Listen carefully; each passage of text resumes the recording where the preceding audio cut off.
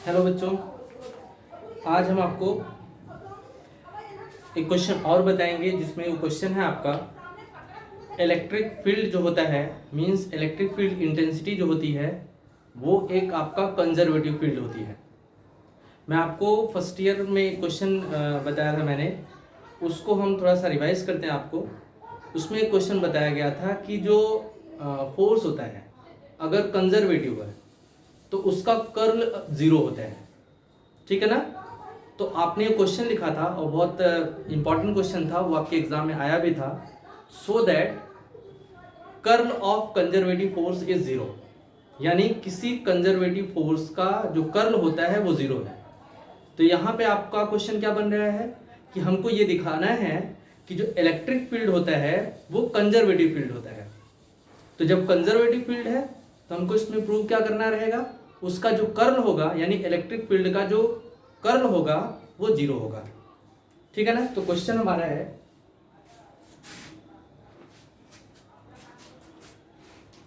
Question है आपका, important कर दीजिएगा इसको। शो दैट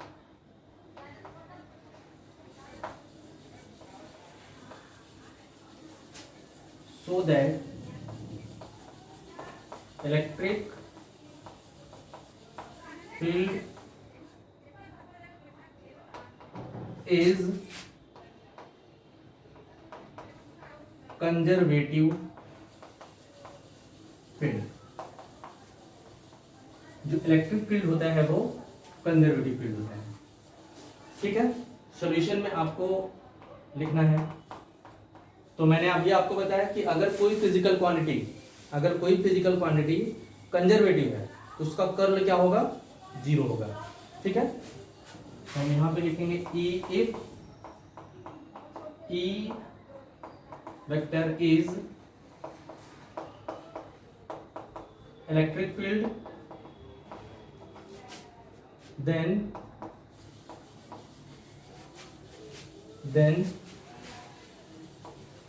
we have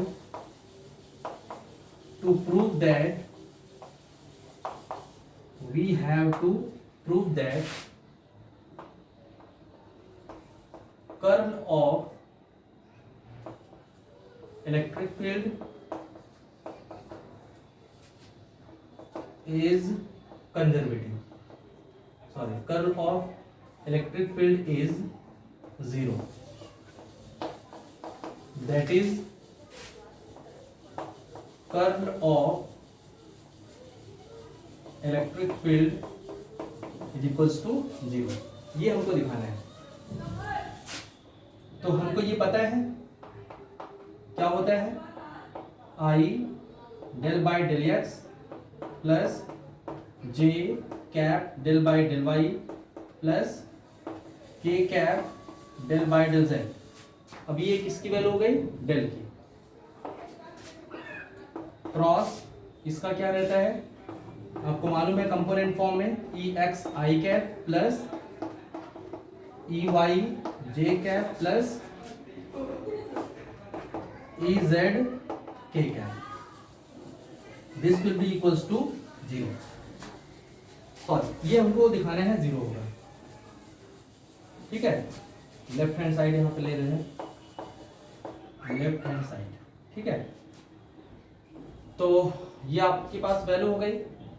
अब हमको ये वैल्यू आपको शो करनी है जीरो के इक्वल। तो एक हम डिटरमिनेंट बनाएंगे, या आप हम लोगों को ये भी पता है, we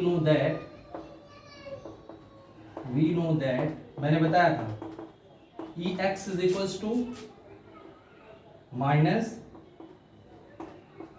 del by del x del B by del X, E Y equals to बताया था minus del by del Y of B and E Z बताया था minus del by del Z of B, ठीक है। ये सारी value आपको बताई गई है इसके पहले वाली क्लास में। अब आप देखिए, टू क्वांटिटी का अगर हम कर्ल लेते हैं, मतलब क्रॉस लेते हैं, तो उसको हम डिटर्मिनेंट फॉर्म में कर लेते हैं। तो देखो ई एक्स जब डिटरमिनेंट में करने जाएंगे तो ई एक्स के जब हम लोग ये वाली वैल्यू लिखेंगे, ई वाई की जगह आप ये करेंगे और ई जेड की जगह आप ये करेंगे।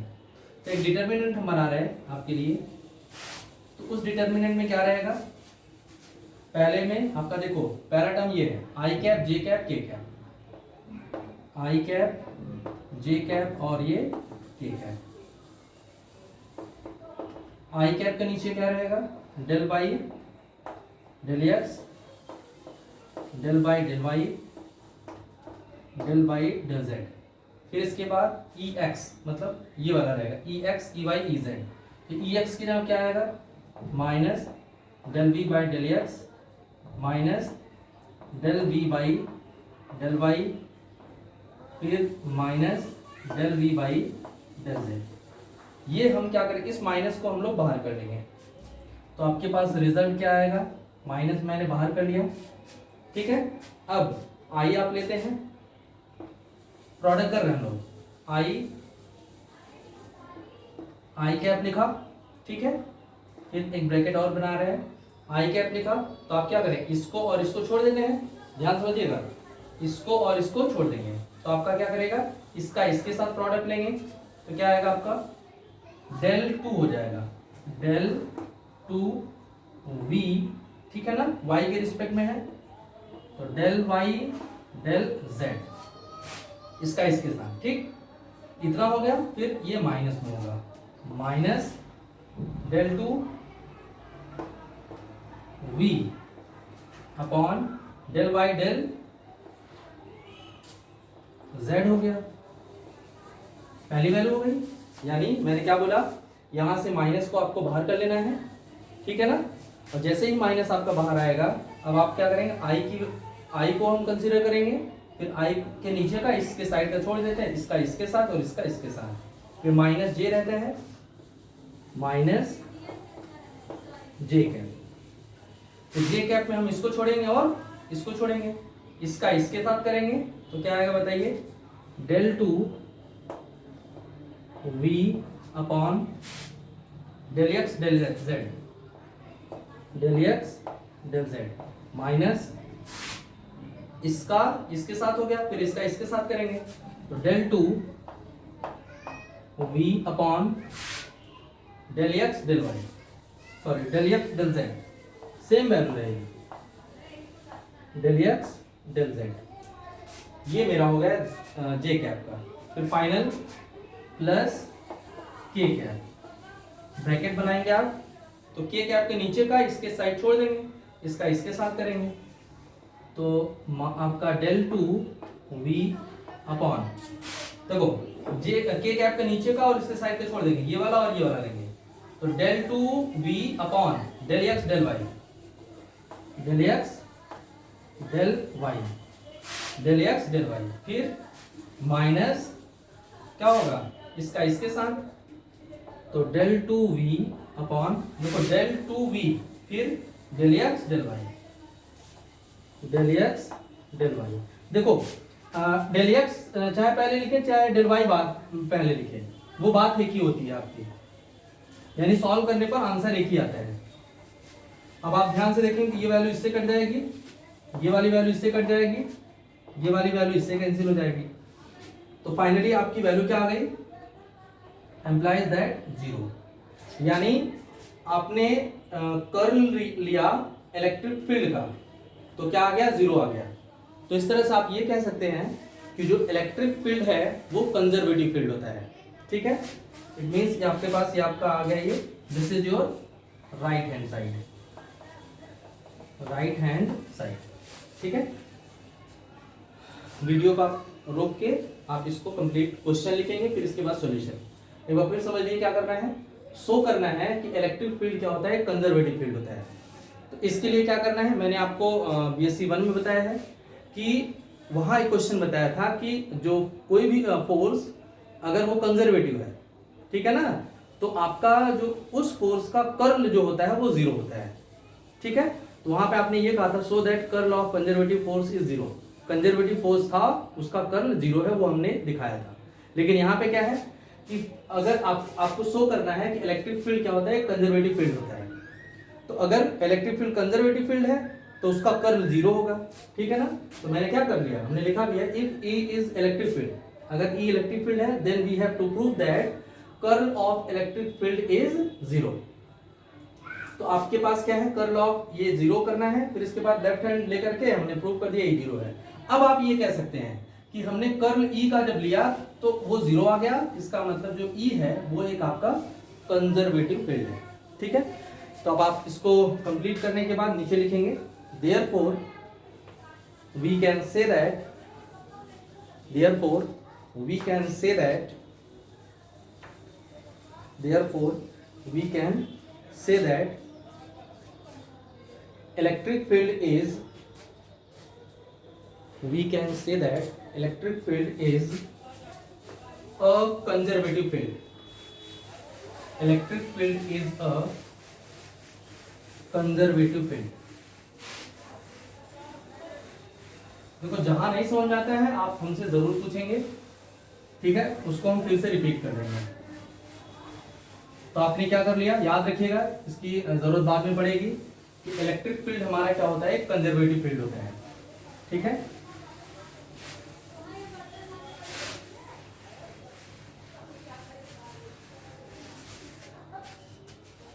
अब हम आपको बताएंगे इसके बाद एक न्यू टॉपिक है आपका इलेक्ट्रिक डाइपोल।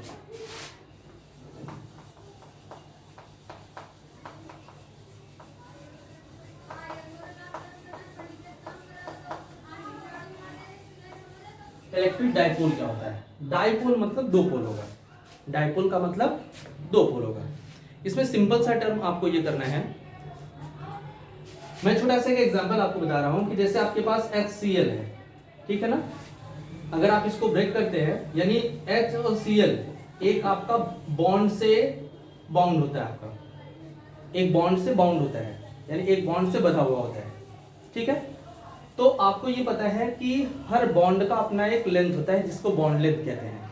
ठीक है, जब आप इसको ब्रेक करते थे आपको याद होगा तो इस H पर प्लस होगा ये और Cl पर क्या होगा, माइनस होगा, यानी H जितना प्लस है Cl पे उतना ही माइनस है, और इनके बीच की जो डिस्टेंस है जिससे ये H और Cl बंधा हुआ है उसकी एक लेंथ होगी जिसको हम लोग बॉन्ड लेंथ कहते हैं। ठीक है, तो अगर आप ध्यान देंगे इसका मतलब H और Cl के बीच की कुछ दूरी होगी, ठीक है ना, होगी ना, होगी, तो ये आपका जो कि बॉन्ड लेंथ के बराबर होगी। तो अब हम ये कहेंगे ये जो डिस्टेंस होगा वो एंगस्ट्रॉम में होता है, काफी कम होता है। H और Cl के बीच की डिस्टेंस को हम लोग बॉन्ड लेंथ कहते हैं जिसकी वैल्यू काफी कम होती है। ठीक है ना, तो अब आप ये बताइए एक प्लस है दूसरा माइनस है, यानी इस सिस्टम के अंदर, इस सिस्टम के अंदर, सिस्टम बोल रहे हैं हम, H और Cl दो लोग आ गए तो इसका मतलब वो सिस्टम हो गया। तो इस सिस्टम के अंदर हमारे पास क्या है, दो चार्ज हैं जिनमें से एक जितना प्लस है दूसरा उतना ही माइनस है। ठीक है ना, और इनके बीच की डिस्टेंस जो होती है वो आपका स्मॉल होती है लेकिन फाइनाइट होती है, स्मॉल है और फाइनाइट है। ठीक है ना, फाइनाइट का मतलब है उसको हम आपका काउंट कर सकते हैं। ठीक है, तो आप इलेक्ट्रिक डाइपोल का डेफिनेशन अगर आप देना चाहेंगे तो आप ऐसे कह सकते हैं, एक सिस्टम है मेरे पास जिसमें दो बराबर और अपोजिट चार्ज हैं और उनके बीच की डिस्टेंस बहुत कम है लेकिन फाइनाइट है, इसी सिस्टम को हम लोग क्या कहते हैं, इलेक्ट्रिक डाइपोल कहते हैं। समझ में आया? तो आप डेफिनेशन में क्या कहेंगे, a system of two equal, a system of two equal and opposite point charges, a system of two equal and opposite point charges separated by small and finite distance, यानी सेपरेट किया गया है small और finite distance से। ठीक है ना, इसी को हम लोग क्या कहते हैं, इलेक्ट्रिक डाइपोल कहते हैं।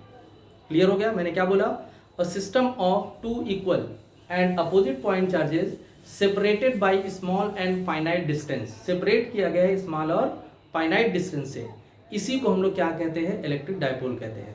एग्जांपल में आपका क्या होगा, HCl हो गया आपका, NaOH हो गया आपका, ठीक है ना, H2O हो गया आपका। समझ में आ रहा है, ये सारे के सारे आपके एग्जांपल हैं किसके, इलेक्ट्रिक डाइपोल्स के। ठीक है ना, तो डेफिनेशन लिखते हैं हम लोग, इलेक्ट्रिक डाइपोल हेडिंग करेंगे हम लोग, अ system of two equal and opposite, a system of two equal and opposite point charges separated by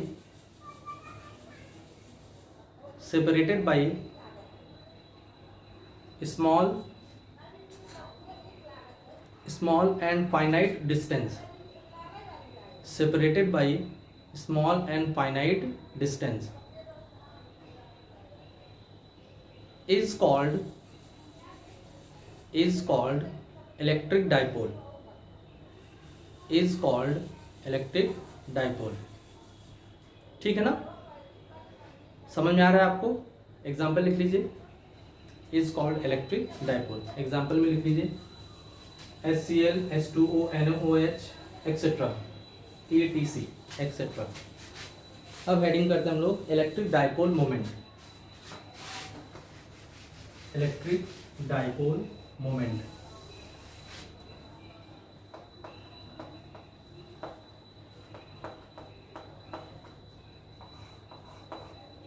electric dipole moment क्या होता है? डाइपोल मोमेंट, ठीक है ना, डाइपोल का हमको मोमेंट देखना है, यानी कोई भी इलेक्ट्रिक डाइपोल मूव कैसे करेगा इसका हमको मोमेंट देखना है, ठीक है ना। तो डाइपोल मोमेंट क्या है, जैसे मान लेते हैं कि हमारे पास एक इलेक्ट्रिक डाइपोल है, तो इलेक्ट्रिक डाइपोल है तो उसमें क्या होंगे, दो चार्ज होंगे, एक प्लस होगा, दूसरा आपका उतना ही माइनस होगा। इनके बीच की डिस्टेंस काफी कम ली जाती है, और वो डिस्टेंस हम यहाँ पे मान रहे हैं 2L है। 2L आपका दोनों पॉइंट चार्ज के बीच की डिस्टेंस है, ये काफी कम होता है, ठीक है ना, इस बात को ध्यान दीजिएगा, ये काफी कम होता है, मतलब स्मॉल होता है और फाइनाइट होता है, ठीक है ना। ये आपका 2L है। आप कहेंगे सर 2L क्यों लेते हैं? ये कैलकुलेशन को इजी करने के लिए 2L लिया जाता है, ठीक है। तो हमारे पास ये एक इलेक्ट्रिक डाइपोल हो गया, ठीक है। अब इसका मोमेंट कैसे होगा, यानी इसको हम किसी इलेक्ट्रिक फील्ड के अंदर रखेंगे, और जैसे ही इसको इलेक्ट्रिक फील्ड के अंदर रखेंगे वो आपका मूव करने लगता है, ठीक है ना। तो उसी का हमको मोमेंट जानना है।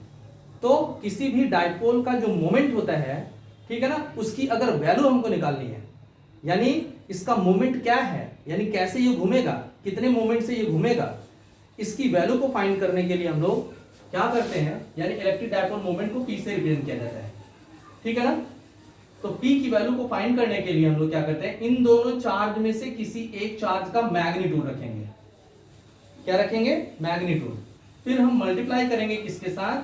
2L के साथ, ठीक है ना। इन दोनों चार्ज में से किसी एक चार्ज का आप क्या करेंगे? मैग्नीट्यूड, और इन दोनों चार्ज के बीच की डिस्टेंस का हम प्रोडक्ट कर लेंगे, तो हमको क्या दे देगा? ये इलेक्ट्रिक डाइपोल मोमेंट दे देगा, ठीक है। और इलेक्ट्रिक डाइपोल मोमेंट हमारा P से रिप्रेजेंट किया जाता है, और इसकी वैल्यू जो हमने अभी बताया P is equal to Q into क्या होता है? 2L होता है। हम ये कहते हैं कि इलेक्ट्रिक डाइपोल मोमेंट एक वेक्टर क्वांटिटी होता है। इलेक्ट्रिक डाइपोल मोमेंट क्या होता है हमारा? एक वेक्टर क्वांटिटी होती है, और जब वेक्टर क्वांटिटी है तो इसका अपना एक डायरेक्शन होगा, ठीक है। क्या होगा इसका? डायरेक्शन। इसका डायरेक्शन जो होता है आपका -2 प्लस होता है, याद रखिएगा। अब क्यों -2 होता है, इस चीज को हम लोग आगे की क्लास में पढ़ेंगे, ठीक है। तो इलेक्ट्रिक डाइपोल मोमेंट को रिप्रेजेंट किया जाता है P से, जिसकी वैल्यू कितनी होती है? वो Q इंटू 2L के इक्वल होती है, ठीक है। और इसका डायरेक्शन जो होता है वो माइनस से प्लस होता है। अगर आप यूनिट लिखना चाहें तो कूलाम मीटर हो जाएगा आपका, ठीक है ना। कितनी यूनिट होगी? Coulomb metre. डायरेक्शन इंपॉर्टेंट है इसमें, आपका -2 क्या होता है? प्लस होता है, ठीक है। तो हेडिंग करेंगे हम लोग इलेक्ट्रिक डाइपोल मोमेंट। ये आप फिगर ड्रॉ कर लेंगे, ठीक है। लिखेंगे इलेक्ट्रिक डाइपोल मोमेंट क्या है आपका? द प्रोडक्ट ऑफ किसका प्रोडक्ट है? The product of one point charge, the product of one point charge of electric dipole, the product of, sorry इसमें एक टर्म और ऐड कर लीजिएगा, the product of magnitude of, the product of magnitude of one point charge किसका? One point charge एक dipole का, दो charge है इसमें ना, उसमें से एक को लेना है। The product of magnitude of one point charge of an electric dipole, of an electric dipole, एक इलेक्ट्रिक डाइपोल का एक चार्ज, ठीक है ना। The product of magnitude of 1 point charge of electric dipole and, और किसका प्रोडक्ट करना है, and distance between them, and distance between them मतलब उन दोनों चार्ज की, एंड डिस्टेंस बिटवीन देम। उसका वाला लिखिए, it is denoted by P, it is denoted by P. हो गया ये, P is equal to Q into 2L। Line change करिए। Electric dipole moment is a vector quantity, electric dipole moment is a vector quantity, electric dipole moment is a vector quantity,